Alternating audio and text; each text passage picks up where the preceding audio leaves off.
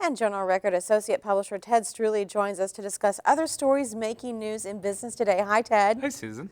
Well, the state agriculture industry is concerned over what the new administration in D.C. will mean for their issues. What are they worried about? Well, the big thing they're worried about, Susan, is that they're going to get overlooked.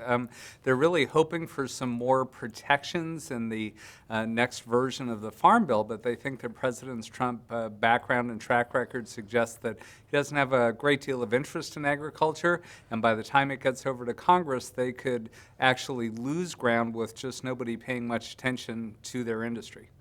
Well, on the state side, a little mystery. There's a bill in the legislature to allow new secrecy for autopsy reports from the medical examiner. What's being proposed and why?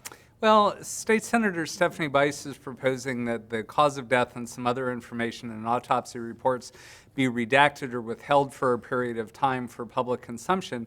It comes from an incident in Rogers County where an 18-year-old died. The cause of death was released in the autopsy report before the family members knew all the details, so they actually learned about some of that information from the media rather than from the medical examiner. That's what they're trying to avoid. But there's some concern, especially about public deaths, like perhaps when an inmate is in state custody and dies, that information should be public right away. So the language is that bill is really still being negotiated. Well, the Department of Human Services says they're now looking for more ways to cut back after receiving warnings that more budget cuts are coming. Do we know what they may have to cut? Well, they're going to have to cut a lot of services, and it doesn't look very good for them. They're going to lose about $4 million between March and June. They can't cut a lot of their child abuse investigations due to a lawsuit settlement, but for every other part of their department, it looks pretty glum.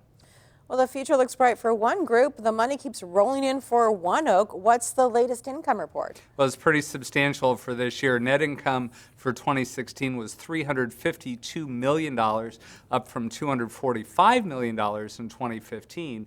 Annual revenue totaled $8.9 billion. That's up from $7.8 billion a year earlier. And just fourth quarter revenue was at $2.7 billion, also up from last year when it was at $1.9 billion.